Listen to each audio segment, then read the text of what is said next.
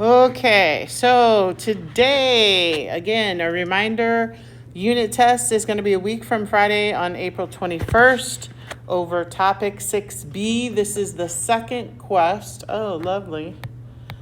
So my Promethean board is being artistic. I know, right? Let's see. Source, home. Source, home. Let's try. There we go. Okay, it's fixed. All right, so we're not going to follow this exactly, but we're going to read on page 107 the different methods that these three kids used to try to solve this quadratic equation. Okay? So it says, these three students, Jerome, Chelsea, and Travis, were asked to solve the following quadratic equation, which is x squared plus 4x minus 11 equals 10. They have shared their processes of solving this problem with you below. Does anybody want to be Jerome and read the part of Jerome in your book? If you don't, that's fine. I'm having problems. I'm okay. All right, I'll read Jerome. Factoring is easy, bro. Therefore, I started this equation by first moving the 10 to set the equation equal to 0. Because before you factor, it has to be equal to 0. Then I looked at factors of negative 21 that added to 4. I came up with negative 3 and 7. So my equation now looks like this. Quantity x plus 3 times quantity x plus 7 equals 0. By the zero product property, I know in order for the product to be 0, one of the factors must be 0. Therefore, x minus 3 equals 0 is one answer, which gives me x equals 3, and x plus 7 equals 0 is another answer, which gives me x equals negative 7. My final answers are x equals negative 7 and 3. Okay? All right. So, first of all, what kind of method is Jerome trying to use here? What method is he trying to use? Factoring, yes. And what else might we call that?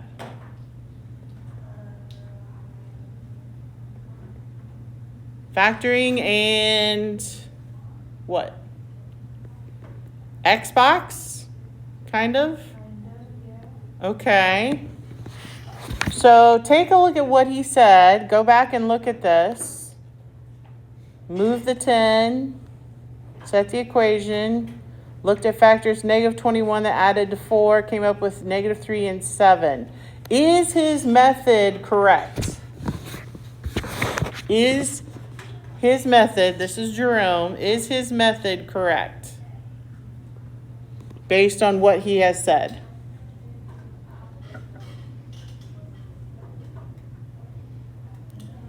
Oh, you didn't know you had to pay attention too, huh?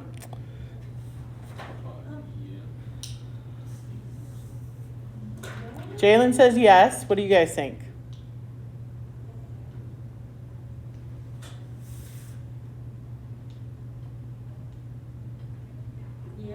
Yeah? 2 yeahs. What do you guys think? T, what do you think? Kelvin? Yeah, he's right. You have to remember to subtract. At first I was looking at it, I was like, oh no, that's wrong. But no, we have to get 10 to the other side, which gives us the negative 21. So he's right. Okay. So Jerome did a good job. He's using factoring, using the Xbox method probably. And yes, he did a good job. All right, now I'm going to read about Travis. Travis says, Graphing is money. It's so easy. All you have to do is press a few buttons and it's done. But first you have to get the equation to one side. So I subtracted 10 from both sides to get x squared plus 4x minus 21 equals 0. Then I put this in y sub 1 of my calculator and pressed graph. I noticed that this parabola crosses the x-axis twice and the y-axis once. Then I went to my table and got confused. I saw 0 3 times in different places.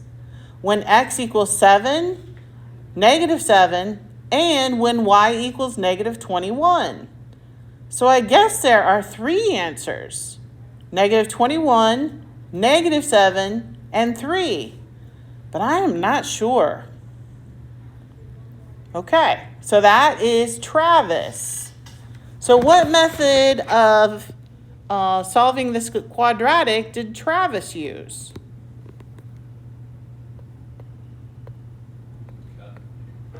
Okay, what kind of calculator? Yes, so really Travis is trying to solve this by graphing. Now, we do not have graphing calculators, but when we do need to graph, if we would use Desmos. Okay? We would use Desmos. All right, so what do you think about Travis and his method? Is it a good method? Is he correct?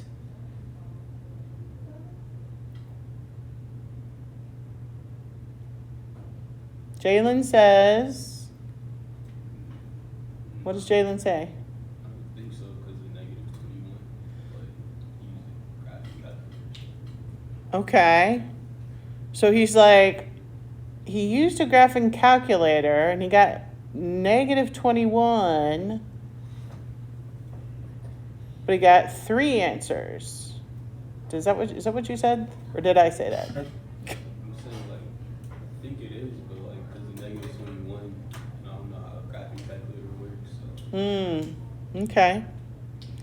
What do you think? Taylor? Calvin? T? What do you think? I think he's wrong. You think he's wrong? Why?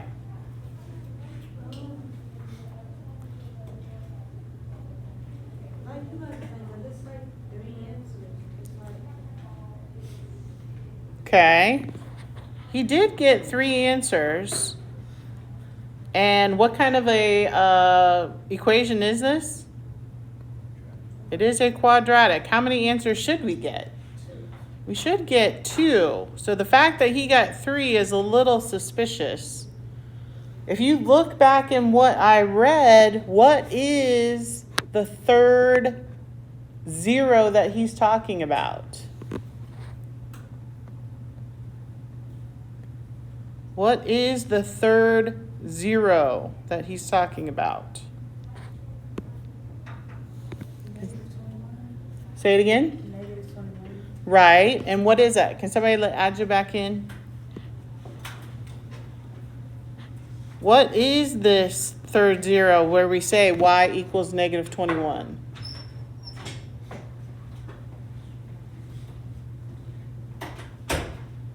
What is that? Where would I find y equals -21 on a coordinate graph? On the y-axis. So what did he actually find there? If we say y is -21, he found the y-intercept. We don't really want the y-intercept. So his third 0 was the y-intercept, so he is not totally correct. He's off a little bit, okay? Not totally correct, okay?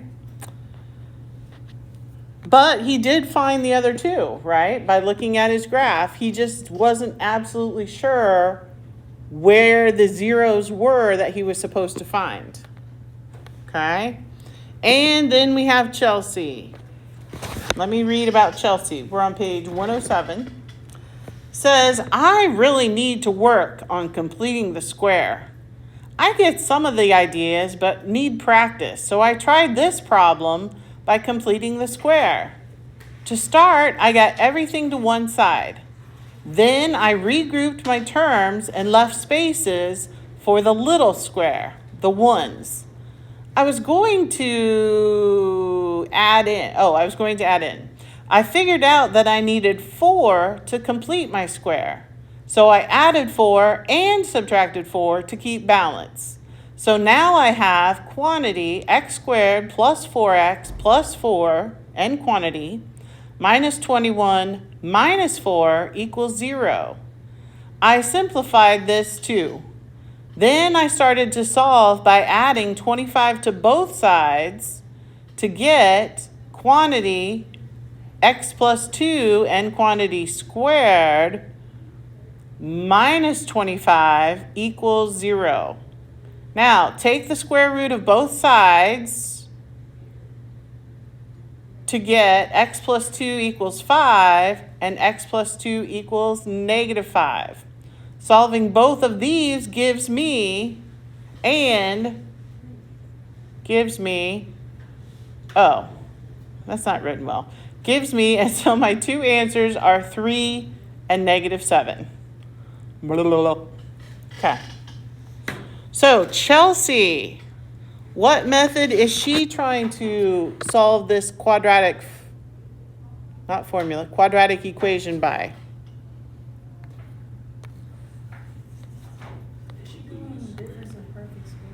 It's not difference of a perfect square, but yes, completing the square. So her method, which we haven't talked a ton about, we did for a little bit. This is completing the square for a quadratic. Okay? As far as you can tell, is she correct in the way that she did it? She did get answers of 3 and negative 7. Yeah? Okay, anybody else? Do you think she's correct in the way that she did it? Yes, she is. She is correct. Okay. Completing the square. All right, so we have talked about all 3 of these methods. We talked about the Xbox method. We've talked about graphing, although we don't have graphing calculators. We can use Desmos at times. And we've talked a little bit about completing the square. I'm going to do a completing the square problem at the end of class. Turn your page now and open to page 108, and let's answer a few questions about these problems. Okay? So first question, what do Jerome, Travis, and Chelsea's methods have in common? What do all of their methods have in common? Yes. You have to set it equal to 0. They all set the equation equal to 0. And you have to do that when you're trying to solve your quadratic. They all set the equation equal to 0.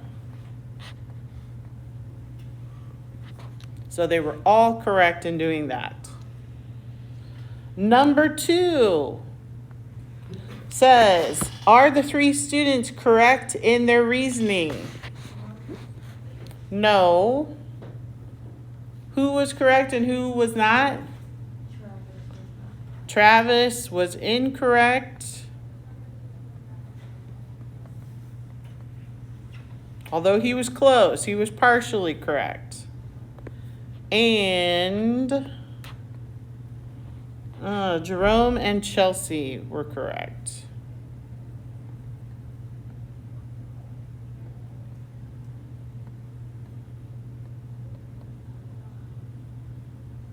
Okay.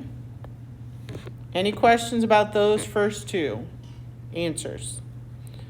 Number 3, Travis seems to be confused. Provide an explanation which can include words and pictures to clear up Travis's confusion. So what did Travis do incorrectly, or what should he do? For the answers. Okay. He found 3 answers instead of how many? Instead of 2. And what did he mistake? What did he mistakenly look at? Yes. He mistakenly looked at the y-intercept when it should have been just the x-intercepts. Should have been just x-intercepts. And you can write this however you want in your own words. Okay. The next one is a good question. So, number 4, the 4th question down. Will all 3 methods always work? Why or why not? So what was the first method again that the first student used? Factoring or Xbox. Will that always work? No. Why not? Doesn't work all the time. Doesn't always work. Doesn't always work. Why doesn't that always work?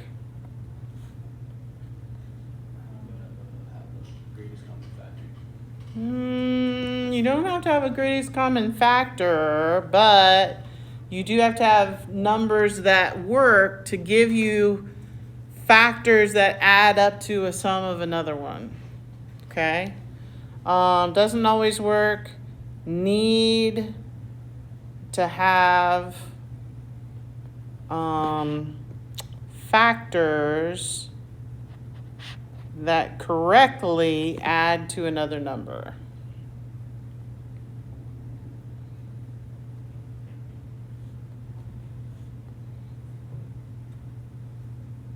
Okay. What was the second method that one of them used? Graphing. Do you think graphing will always work?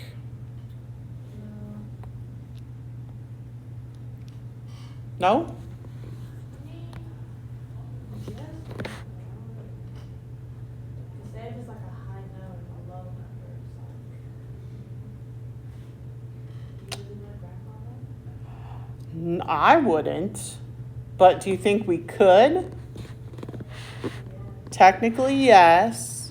So what do we think about graphing? Can we graph all quadratics?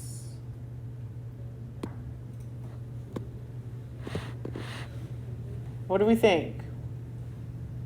Yes? No? Who says yes? Who says no? All right, 4 of you didn't vote. Come on. I believe, and I would have to double check this, I believe the answer is going to be actually no. I'm going to say no because there are going to be some times where you have an imaginary number. No, because sometimes you have an imaginary number and you cannot graph imaginary numbers. Like if you're taking the square root of -3 or something, that is not going to work. That is going to be square root of 3i. Imaginary numbers. Do you remember talking about imaginary numbers ever in any other class? Algebra 2, maybe? Maybe? No? All right, and what's the third method? Completing the square. Completing the square. What do you think about that one? Do you think that will always work? No? Let's see. I haven't talked about it yet or done that problem. We talked about it briefly before spring break. We did have a loose problem on it, although you didn't have to use completing the square. You could have used another method. Let's come back to this one until after I do the problem. So we're not sure about this one yet. Okay, so take a look at the problem at the bottom. It says, using the method of your choice, solve the following quadratic. X squared minus 4x minus 90 equals 0. Indicate whose method you choose and why. So it's not totally clear to me there, but I would think they want us to use one of the three methods that we just talked about. Okay? So let me put this problem down here as x squared minus 4x minus 90 equals 0. Okay? Let's just go through some of the methods. Okay? So again, the first method was factoring or Xbox. Okay? What is this going to look like? How would I start to see if this is going to work? Okay, do I have a GCF? No. Okay, what would I do next? Say that again. Quadratic formula? Well, that's not quite factoring or Xbox. Let's see if we can do factoring or Xbox first. Okay, so we do the X in the box, all right. What goes in the top part? Do you remember? A times C, good. And the bottom is B. My A value is 1. My B value, -4. My C value, -90. So A times C is going to be -90 here. And they need to add up to -4. Can you think of values and factors of -90 that add to -4? Here's what I would suggest writing down the pairs. So you got 1 and 90, 2 and 45, 3 and 3 times what gives me 90?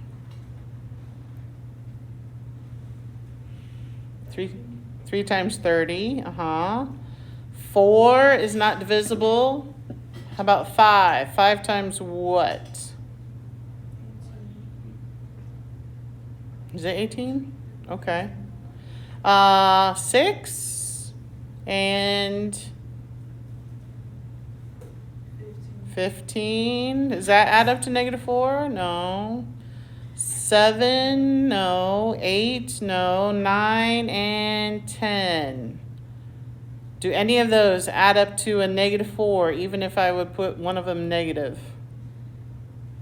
I'm thinking not. So Xbox does not always work. Okay? Graphing. Does anybody have a graphing calculator on them handy? So graphing is not very practical. Yes, we could use Desmos, but graphing is not very practical. So we're not going to do the graphing. Do you have a graphing calculator? No. You would see like a big screen, probably about 3 times as long. So guess what we're left with? Completing the square. Well, but that's not what they talked about here. So we're going to try completing the square. Okay? Completing the square. All right. So I need a lot more space down. Let's see if I can, down. So I'm going to rewrite this. I would suggest you write this down at the bottom, okay? And I am including this on this recorded session too. So I have x squared minus 4x minus 90 equals 0. Yeah. X squared minus 4x minus 90 equals 0. Completing the square. First of all, and I'm going to try to write down some extra steps, okay?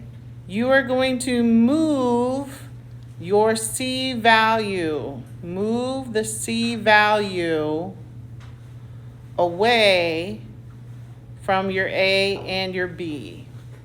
So this negative 90, I'm going to say x squared minus 4x. I'm going to leave a space here because I want to complete the square and put this negative 90 a little bit to the right. Give some space. Equals 0. Okay? Number 2, I need to make sure that my A value is equal to 1. I need to make sure that my A value is equal to 1. If it is not, then you need to divide by that A value, by the coefficient for A and B. A and B. But we already said in this particular problem, my A value is 1. Okay? So I don't have to divide here. But if I was, let's say it was 3x squared minus 4x, I would need to divide 3x squared and negative 4x by 3. Okay? Gets a little messy. All right, next. Part 3. I am going to take my B value, divide it by 2, and square it to get C. So in this case, I'm taking the B value, which is negative 4, dividing it by 2, which gives me negative 2. I am going to square that, and that gives me 4. Okay? So I am going to add that 4. Oh, it's not letting me go down some more. Add 4 to this left-hand side. Now, this is an equation. I have to keep it in balance. So whatever I do here, I either need to do to the other side or somehow, subtract it. Actually, what I'm going to do is I'm going to add it to the other side. And I wish I would have added the 90 to the other side now, but that's okay. So I added 4 over here. I'm going to add 4 over here. Okay? This is my new perfect square. Did I copy that problem wrong? No, I did not. Sorry. It's good. So to take this, you take the square root of the first term, which is x, minus the square root of this last term, which is the square root of 4 is 2, and that squared gives you your x squared minus 4x plus 4. So x minus 2 squared is x minus 2 times x minus 2, and if you would do the double distributive property out, you're going to get back x squared minus 4x plus 4. So you don't have to do these. I'm just showing you that's what it works out to be. So this is what I'm looking for right here. Now, this negative 90, I'm going to move it to the other side. So I have a perfect square is equal to a perfect square, although it's not a perfect square. It's kind of weird. So I'm going to add 90 to this side. Whatever I do to this side, I have to do to the other side of the equation. Add 90. 90's cancel out. And I have x minus 2 quantity squared equals 94. Okay? I don't want to find x squared. I want to find my x. So I take the square root of both sides. Okay? That leaves me with x minus 2 equals, when you take the square root of something, especially in a quadratic here, you can take the positive and the negative values of 94, square root of 94. Square root of 94, unfortunately, is not a perfect square. So it's going to be a messy number. We're just going to keep it as the square root of 94 for now. But I'm trying to solve for x, not x minus 2. So I add 2, and I add 2 over here. The 2's cancel out, and my final answers are x equals this 2 plus the square root of 94, and x equals 2 minus the square root of 94.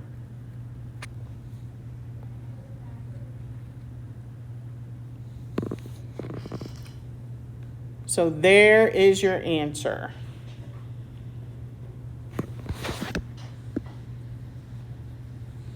I think the most important parts when you're looking at this, again, your first initial C value, I should have told you, just add it to the other side. Get rid of it and add it to the other side.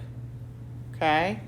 Then you're left with your A and your B values. Make sure A is got a coefficient of 1. And take your B value, divide it by 2, and square it.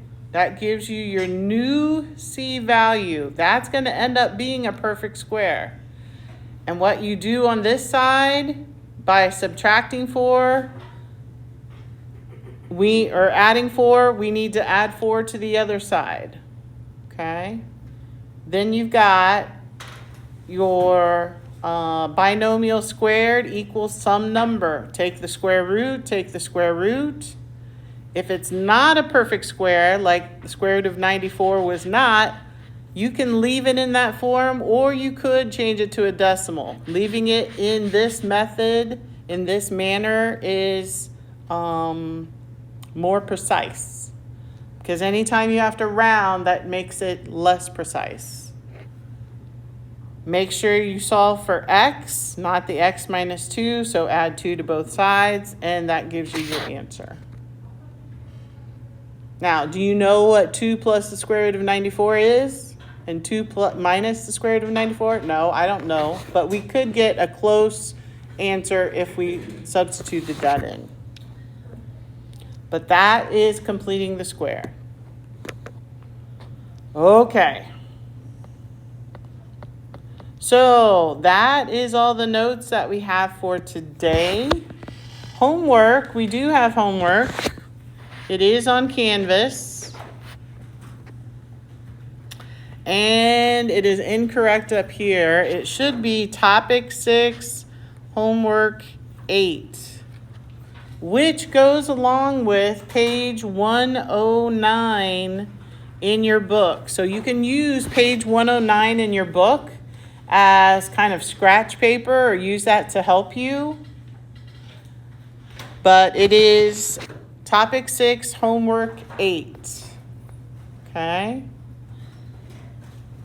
All right. Good job today, guys. It really wasn't too bad until we got to completing the square, right? That's just a little mathy. Because I don't know what's that. I believe so.